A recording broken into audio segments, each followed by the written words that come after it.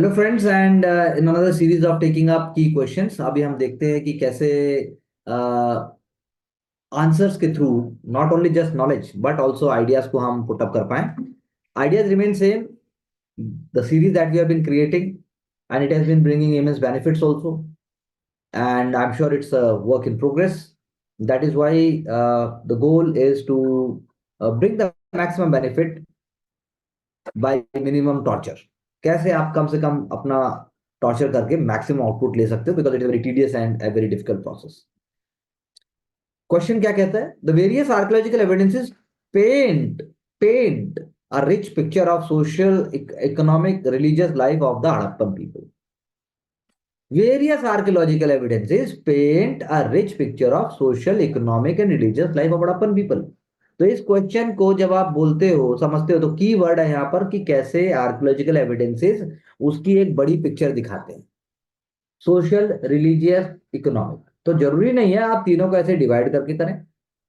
पहले पैराग्राफ में आप बता सकते हैं कि कैसे वो एडवांस लोग थे, दे वर सो एडवांस, क्योंकि उनका सोशियो, रिलीजियस और इकोनॉमिक लाइफ एडवांस था, इसलिए वो लोग अर्बनाइज भी थे, साइंटिफिक भी थे और पीसफुल लोग भी थे। ऐसा हमें आर्कियोलॉजिकल एविडेंस से पता लगता है।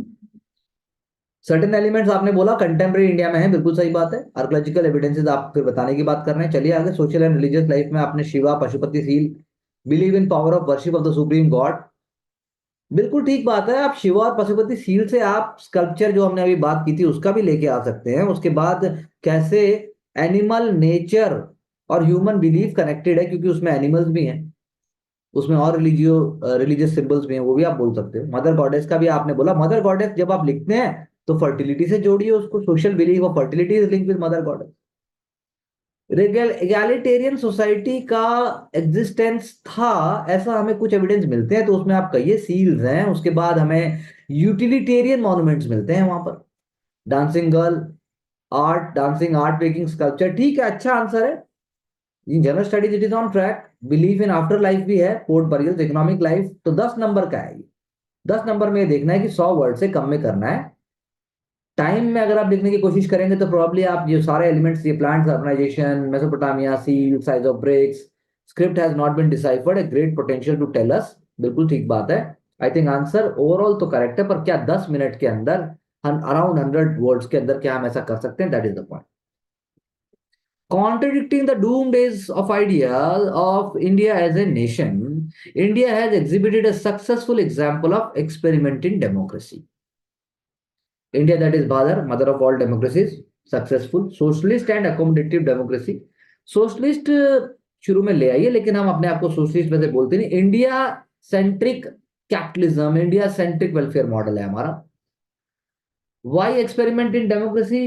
आप ये वाई करके आपने अपनी फ्लो को रोक दिया। हमेशा जरूरी नहीं था आप इसको लेके आते। एक्सपेरिमेंट इसलिए था because India is a unique, diverse and such a huge nation. वो आपने लिखा भी है, लेकिन उसको ही पैरा में लिखते जो आप पहले से लेके आ रहे थे, तो वही लिख के आपने अपने फ्लो को खुद रोका। Our model, capitalist model of the west. तो हमने जो चूज किया वो अपना मॉडल बनाया, आपने सोशलिस्ट सेक्युलर। तो समझाने वाले मोड में आ गए आप थोड़े से, उससे फ्लो थोड़ा सा रुका। तो beginning was made by writing world's longest and lengthiest constitution. ठीक है। सक्सेसफुल डेमोक्रेसी है क्योंकि पॉलिटिकल स्टेबिलिटी है, क्योंकि इकोनॉमिक ग्रोथ है। अब इतने सारे जो आपने इतने अच्छे पॉइंट्स बोले हैं, food insecure to surplus generator है, uplifting of social and educationally backward class है, इंडिपेंडेंट जुडिशरी है।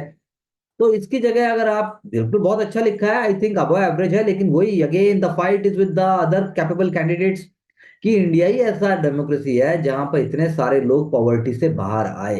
इंडिया ही एक ऐसा डेमोक्रेसी है जहां पर सिविलियन लीडरशिप रही, जहां पर इलेक्शन हमेशा 5 साल में हुए हैं, जहां पर इलिटरेट को भी यूनिवर्सल एडेड फ्रेंचाइज दिया गया, जहां पर अभी भी universal health care, universal education और यूनिवर्सल फूड सिक्योरिटी, जैसे जैसे जो आप फूड सब्सिडी की बात करते हैं, फ्री में अन्न अन्न देने की बात करते हैं, ये सब मतलब ये भारत को यूनिक अपने आप बना देते हैं। तो वो आंसर होने से आपका नेक्स्ट लेवल और भी आ जाए।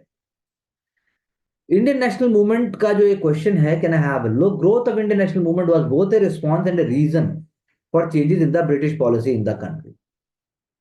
हाँ तो ठीक है, एलोबोरेट कर दीजिए आप इसको कि इंडियन नेशनल मूवमेंट एक रिस्पांस कैसे था ब्रिटिश पॉलिसी का।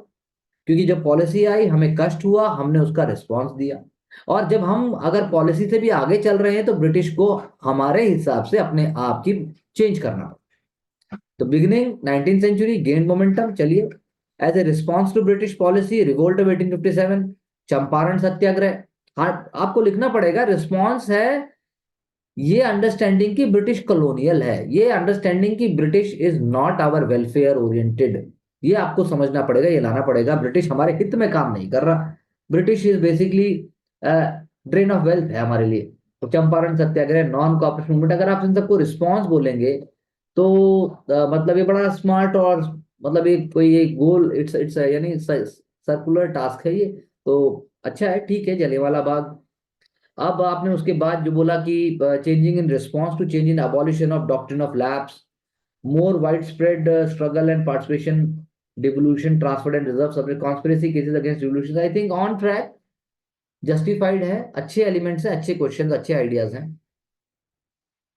Without deciphering archaeological evidences acts as a key to investigate and conclude about the Harappan, the question lies with the area of interest and aspect of। थोड़ा ज्यादा हो गया, थोड़ा छोटा लिखना चाहिए, थोड़ा सा और ब्रीफ कीजिए। इकोनॉमिक में आपने बता दिया, कंस्ट्रक्शन है, इंडस्ट्री है, वेट है, सोशल में भी आपने बताया। ठीक है, थोड़े वर्ड्स और स्टैंडर्ड हो सकते हैं, पशुपति सील बाकी हो सकते हैं। पहले आंसर के मुकाबले ये आंसर थोड़ा फैल गया, लेकिन पहले से ज्यादा अच्छा है। पहले का मतलब जो इन्होंने पहले आंसर्स लिखे थे। आर्कोलॉजिकल एविडेंस में इन्होंने बताया क्या क्या आ सकता है, अदर सोर्सेज की भी बात की, जबकि आर्कोलॉजिकल एविडेंस पे रही है बहरीन और ओमान पेनिनसुला, ये सब ठीक है, आप पहुंच सकते हो, लेकिन आप यहीं तक रहकर उसके 100 वर्ड्स की बात करनी है तो आप वर्ड एक्सीड करने के बाद हमारा स्कोर चला जाएगा, so it becomes a practice question. इसीलिए within 100 words, within the time word limit, within the time limit we should try to do. बाकी I think lot of facts, lot of ideas are there, no need to read again, only to think is required. The British left India with many issues, बिल्कुल सही बात है, communal. और उसके बाद आपने बाकी चीजों की बात की, अनसर्टेड बाउंड्रीज की बात की, इंडिया के शेप की बात की, राजा राम मोहन रॉय और ईश्वर विद्यासागर वाला पैराग्राफ ना आए तो ज्यादा अच्छा था। आगे का बात लिखना है, 12% लिटरेसी की आपने बात की, लेकिन इंडिया ने अपने आप को एक्सपेरिमेंटल डेमोक्रेसी जिसकी हम बात कर रहे हैं वो कैसे प्रूव किया, तो फर्स्ट जनरल इलेक्शंस की बात हुई। चलिए, इंडियन की डेमोक्रेसी 1947 के बाद जो ये पॉइंट लिख के गए हैं, फ्रेंचाइज और इंट्रोडक्शन ऑफ रिजर्वेशन, ये सारे एलिमेंट हमें जरूर लिख देते हैं। ये एलिमेंट को लाके आपको आंसर के साथ लिंक करना था, इसीलिए आंसर से ज्यादा ये एक तरीके से सेल्फ लर्निंग और सेल्फ राइटिंग एक्सरसाइज हो गई। जब आप बात करते हैं कि ब्रिटिश भारत में आते हैं, मोटिव पता लगता है, उसके बाद इंट्रोडक्शन ऑफ रेलवेज है, लैंड रिफॉर्म्स है, abolition of child marriage and sati, इसको लॉन्ग टर्म इवोल्यूशन हुआ, उसके लिए लीगल और बाकी एलिमेंट्स लाए गए। इंडियन रिस्पॉन्स जो ब्रिटिश पॉलिसीज का था वो डिफरेंट सेक्शंस के लिए, बिल्कुल सही बात है, लेकिन आंसर में जो दो बात की गई है वो क्लैरिटी से आनी चाहिए, थोड़ा क्लैरिटी नहीं आ रही, क्योंकि बहुत हम जब बड़ा लिखते हैं, वेग लिखते हैं, तो उससे दिक्कत हो जाती है। उससे आंसर तो पूरा आपने लिख दिया, लेकिन आपने एग्जैक्टली क्वेश्चन की डिमांड को अडर नहीं किया। तो आइडिया अच्छा है, इकोनॉमिक पॉलिसीज अपने सारे एलिमेंट ले आए, रिएक्शंस और रिस्पॉन्स दोनों की बात की, लेकिन क्या अलग अलग वो चीज आ रही है, वो देखने वाली बात है। आपने बता तो पूरा दिया, जो आप बता रहे हैं ठीक बता रहे हैं, रूरल एरियाज में sunset law, distortion of trade, लेकिन इसको कनेक्टर के साथ लिंक करना था, इसको ढंग से बताना था। आई थिंक नॉलेज की कोई प्रॉब्लम नहीं है, it is all about framing the answer in the right way. चलिए, अर्बन एरियाज में भी आपने अलग से बताया, ब्रिटिश बाकी लेजिस्लेटिव प्रोसेस सारी बात की। Many remnants of script on pottery vessel, बिल्कुल सही बात है, first paragraph is definitely on track. Seals के बारे में भी बहुत अच्छा है, लेकिन उससे सोशियो इकोनॉमिक पॉलिटिकल ये वर्ड जोड़ना है। लेटर हिंदू रिलीजियस फिलर की बात भी बहुत अच्छी है, बहुत अच्छा लिखा, आंसर सिंपल है, आंसर अट्रैक्टिव है, आंसर क्लियर है, लेकिन जैसा मैंने बोला वो पूरे क्वेश्चन को एड्रेस करे, वो नहीं हो रहा है। बाकी इकोनॉमिक बेस बहुत अच्छा लिखा, रॉ मटेरियल भी बहुत अच्छा लिखा, I think it is on track, wonderfully done, good effort, keep it up.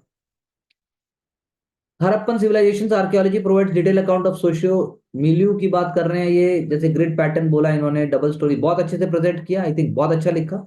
Social right revolution word लिख के इन्होंने अट्रैक्ट किया, अच्छा लिखा है। अर्बन सोसाइटी है, prevalence of natural inequality on the basis of, बिल्कुल सही बात है, प्रेवलेंस ऑफ हार्मनी। ये थर्ड पॉइंट थोड़ा ज्यादा हो गया, जार्गन होने लग जाता है, उस पर कंट्रोल करना चाहिए। डिस्टेंस ट्रेड और डोमेस्टिक ट्रेड के लिए आपको बताना चाहिए था कैसे हमें यहाँ डॉकयार्ड मिला है, कैसे हमें सील मिली है। तो ये जो इकोनॉमिक लाइफ के अंदर लिखा है ये थोड़ा जार्गन हो गया, ये थोड़ा एब्स्ट्रैक्ट हो गया।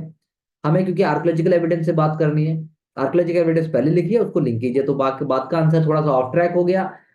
Probably it's a good answer, but it may miss interview call by 3-4 marks probably, अगर सारा पेपर ऐसे लिखा जाएगा तो। फर्स्ट अर्बनाइजेशन है सब कॉन्टिनेंट का, स्क्रिप्ट डिसाइफर नहीं हुआ, बिल्कुल सही बात है। Presence of natural worship with evidence of mother goddess, Pashupati Nath seal, तो पशुपति सील है वो, पशुपति नाथ थोड़ा ज्यादा हो गया, कोई बात नहीं। Absence of centralise structure showcases egalitarian, I like it, ठीक है। Women is more having more freedom from law specs, technique से पता लगता है। हायरार्की है किसी तरह की, सर्टिफिकेशन इकोनॉमिक लाइफ में, trading communities, high number of seal, Dholavira, standardisation, high economic interaction. तो फर्स्ट और थर्ड आंसर को हम कह सकते हैं दोनों कॉम्पिटिटिव में नेस में है, दोनों में थोड़ा थोड़ा फिनिशिंग चाहिए हल्का सा। थर्ड लेकिन जो अभी हमने आंसर पढ़ा, it may be on more track than the first one.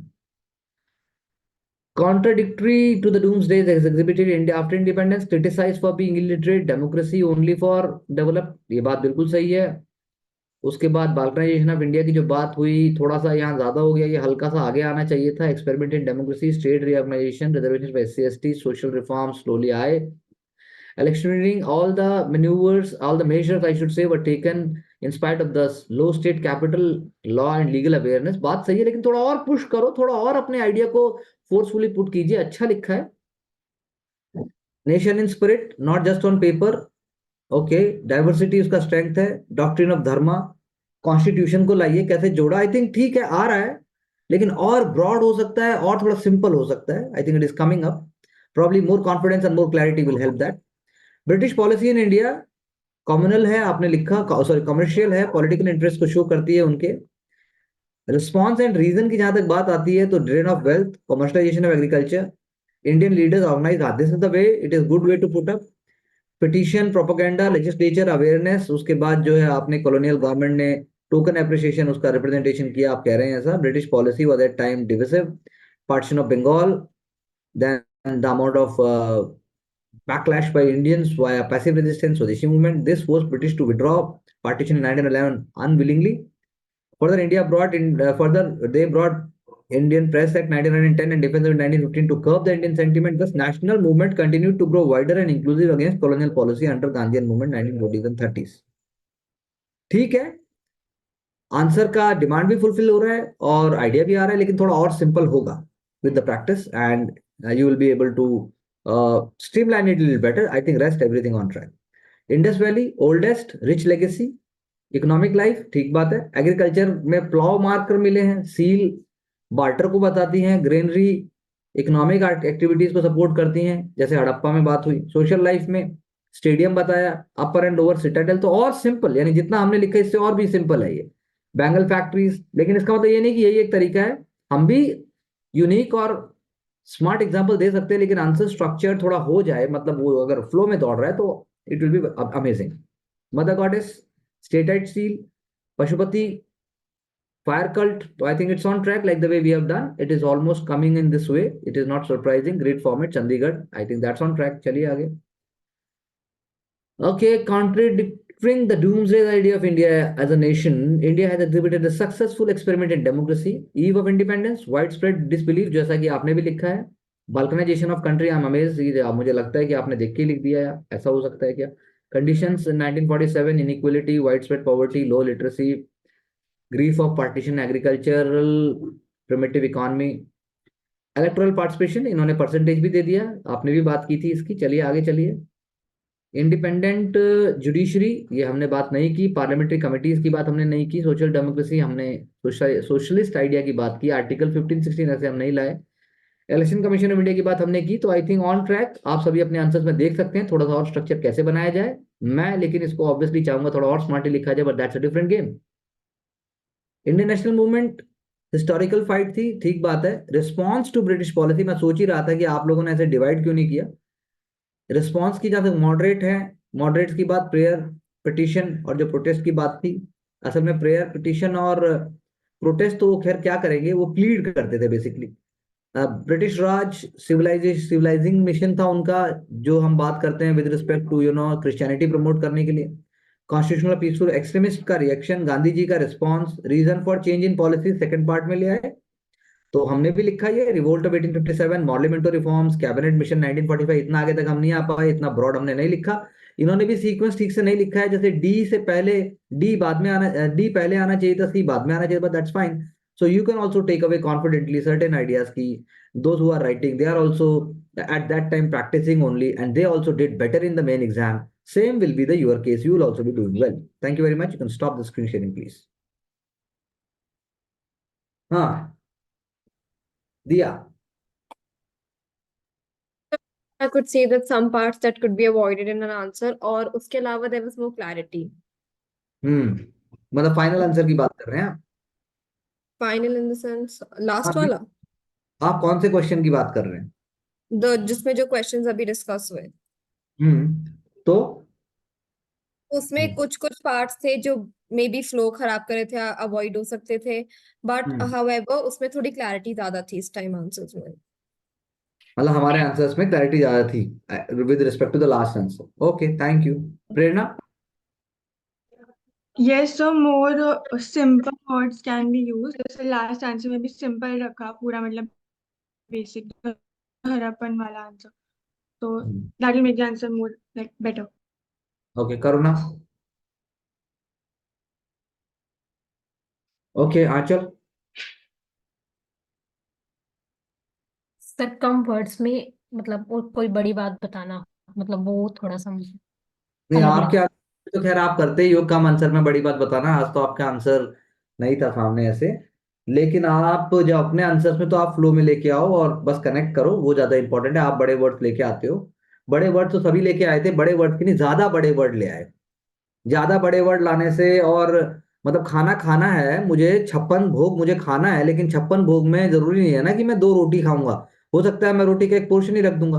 रोटी का रिप्रेजेंटेटिव एलिमेंट है, 4 तरह की चटनी है, 6 तरह का सांबर है. That's how it can be. 25 तरह की मिठाई है. तो इट डिपेंड्स मैं क्या पिकअप करता हूँ, वो मेरा माइंड बताएगा ना उस टाइम पे. तो फ्लो में आंसर लिख रहे हो आप, अचानक से डिसाइड नहीं हो सकता. क्या इकोनॉमिक बोला तो उस लड़की ने एग्रीकल्चर लिखा, एग्रीकल्चर लिख के उसने प्लॉव का मार्क ले लिया. तो ये बात तो हर कोई ले सकता है कि एग्रीकल्चर. मैं तो एक लाइन ये भी लिख सकता था कि भाई जो क्रॉप कल्टीवेशन था उसमें वीट और बार्ले और ये सारी चीजें थे, हमें इसका एविडेंस मिलता है. प्रॉस्पेरस एग्रीकल्चर लाइफ वर्ड लिखते ही मुझे नंबर आ जाएगा.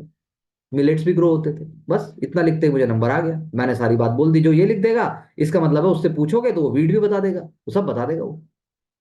तो ऐसी बात लिखो जिससे एग्जामिनर आपसे अगर बात करने आए तो एग्जामिनर को आप सारा समझा दो. तो it's a process. Divya. Question के साथ कनेक्ट करना है कि किस तरह से रिप्रेजेंट कर रहे हैं स्ट्रक्चर के ऊपर, ये देखिए। अब करो. आज आप 50 बार अपने आप से ऐसे बोलना. जब दिन यस में कुछ नहीं कर रहे हो तो पूरा टाइम वीडियो देखते रहो, देखते रहो, देखते रहो, देखते रहो, देखते रहो, देखते रहो, देखते रहो, तब शायद कुछ होगा. जी सर। हाँ जी. तो मेरे को थोड़ा सा वर्ड्स पे फोकस करना है क्योंकि मैं ज्यादा लिख रही हूँ, जो सेंटेंसेस ज्यादा लंबे हो रहे हैं. तो राइट वर्ड और थोड़ा उसको लेस में, मतलब मेरी चीजें फिर दिखेंगी. पॉइंट्स अभी इतना क्लियरली हाईलाइट नहीं हो रहे जो पॉइंट्स मैं लिख रही हूँ अपने आंसर्स में. हाँ देखिए, धीरे और धीरे ये काम हो जाता है, धीरे धीरे होता है. जैसे पृथ्वी शाह बहुत अच्छे प्लेयर हैं, अमेजिंग प्लेयर हैं, टैलेंट थे वो. शुभमन गिल के साथ होना चाहिए उनको, लेकिन वो वहां तक नहीं पहुंच पाए. और वो भी कोशिश कर रहे हैं. He is an amazing player. तो टैलेंट सबके पास हो सकता है. कई बार हम टैलेंट को हमें ठीक से करना है कि देखना है कि हमें, कि मुझे सब कुछ आता है तो मैं कैसे अपने आप को रिस्ट्रेन करके करूं. पर आएगा जरूर वो. टाइम से लिख, जिन लोगों को, जो लोग लिख चुके हैं लगातार, उनको टाइम से लिखने की कोशिश करनी चाहिए. मेरे बिना बोले टाइम से लिखो, विद इन टाइम लिमिट लिखो. तो फिर अपने आप आपको एक नया स्किल आएगा. हाँ जी. प्लस हिस्ट्री में थोड़ा सा आई फील कि इतना जल्दी मेरे माइंड में नहीं आ रहे आइडियाज, तो वहां पे हाँ थोड़ा टाइम लग रहा है मेरे को. तो कोई नहीं, थोड़ा सा लग रहा है, हाँ. That is possible. वो तो आप उसको हम हैंडल कर लेंगे, लेकिन आप ठीक लिख रहे हो, मतलब वो हो जाएगा. But just keep in mind. Okay Ashiq. तभी तो फिलहाल स्ट्रक्चर पे फोकस करना और को।